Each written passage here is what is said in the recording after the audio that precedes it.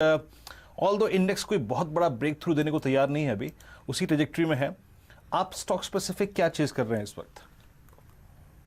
बिल्कुल वीरो, आपने एकदम सही कहा। देखिए, मार्केट में यहाँ पे कोई बड़ा डायरेक्शन नहीं क्लियर हो रहा है, बट स्टॉक स्पेसिफिक यहाँ पे अच्छे खासे मूवमेंट देखने को मिल रहे हैं। बाजार अच्छी बात यह है कि कल की गिरावट को कहीं ना कहीं वापस अपने आप को बचा रहा है और 14,700 के लेवल के आसपास कंसोलिडेट हो रहा है। बट स्टॉक स्पेसिफिक हम सारे रेलवे में पॉजिटिव है, सारे फर्टिलाइजर्स काउंटर में पॉजिटिव है, auto ancillaries like Motherson Sumi, Bharat Forge, इन सब में पॉजिटिव है। तो यहाँ पे IRCTC, Motherson Sumi, Bharat Forge, Deepak Nitrate, GSFC, RCF, ये सारे काउंटर है जहाँ पे पॉजिटिव व्यू है। और बीटीएसटी की यदि आप बात करें तो यहाँ पे मैं जीएसएफसी पे फोकस करूंगा। गुजरात स्टेट फर्टिलाइजर, जीएसएफसी अभी 9750 9760 के आसपास चल रहा है। इस काउंटर को ले 94 रुपीज का स्टॉप लॉस, बीटीएसटी के लिए 103 का टारगेट और कल के लिए 110 के टारगेट यहाँ पे संभव है। ओके, तो यहाँ पे अगर आप देखेंगे कुछ स्टॉक स्पेसिफिक यूज चिंतन के जीएसएफसी करीब करीब 98 का अगर आप देखें जो प्राइस है यहाँ पे 103 तक के टारगेट मान के चल रहे हैं चंदन। चलिए अब बीटीएसटी का क्रम शुरू करते हैं और क्या पता उन बीटीएसटी ट्रेड्स में स्विंग हमको अभी भी अच्छा मिल जाए क्लोजिंग के वक्त। प्रकाश से बात करते हैं। प्रकाश गाबा सर की आज टॉप कॉल कल के लिए क्या होगी, बीटीएसटी कॉल क्या होगी, आइए समझते हैं। प्रकाश सर, आपका बीटीएसटी ट्रेड ऑटो में टीवीएस मोटर बढ़िया लगता है, बहुत अच्छी गिरावट है और बहुत बढ़िया बेस बना है करीब 590-600 के आसपास। आज एक अप मूव मिला है, ब्रेकआउट भी दे दिया है। 606 का स्टॉप लगाकर चलें तो मुझे लगता है 640 दिखाई देगा बीटीएसटी में, टीवीएस मोटर्स में कल तक। राय आपको आती हुई दिख रही है टीवीएस मोटर्स पर। आशीष चतुर्मोता साहब से जुड़ेंगे। आशीष जी, कोई बढ़िया आप बीटीएसटी या एसटीबीटी ट्रेड शेयर करना चाहते हो कल के सत्र के लिए जो अभी एग्जीक्यूट हो? बिल्कुल शैल जी, तो थोड़ा सा रिपीटेटिव हो जाएगा, बट मुझे लगता है आईआरसीटीसी को अभी छोड़ना नहीं चाहिए। ये जिस तरह का ब्रेकआउट है मंथली चार्ट्स पर 2060 2080 के लक्ष्य मुझे नजर आते हैं, तो बीटीएसटी के तौर पे भी आईआरसीटीसी के अंदर एक लॉन्ग पोजीशन बनानी चाहिए। 1890 का स्टॉप लॉस, 2060 के लक्ष्य आईआरसीटीसी में देखने को नजर आ जाएंगे।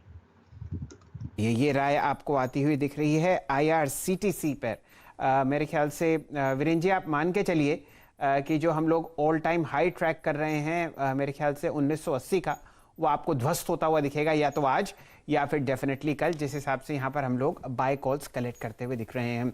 रचना जी से जुड़ेंगे। रचना जी, कोई राय आपकी बीटीएसटी ट्रेड पर?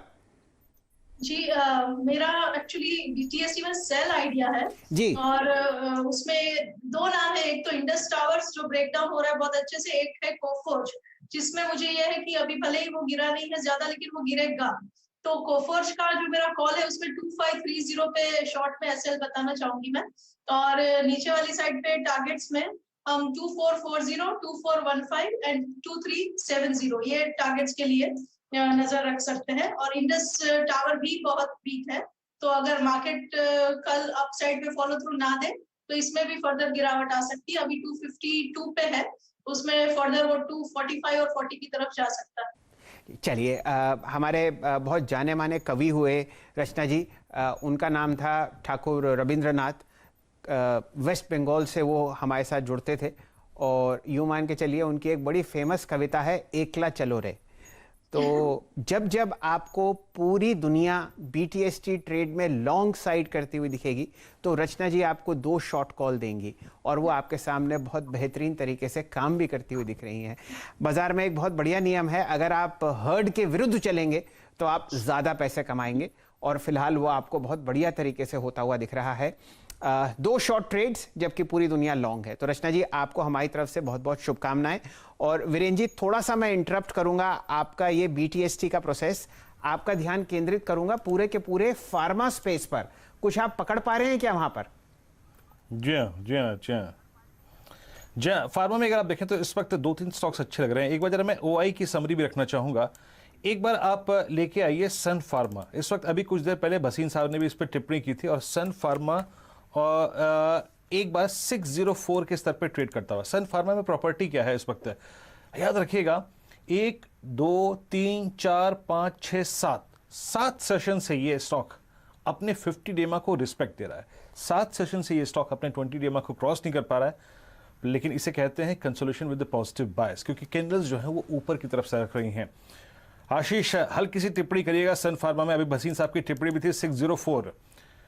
एक बार 620 या 610 के कॉल ऑप्शन पे फोकस करें क्या? जब भी इस रेंज से बाहर निकलेगा कितना बड़ा स्विंग देगा?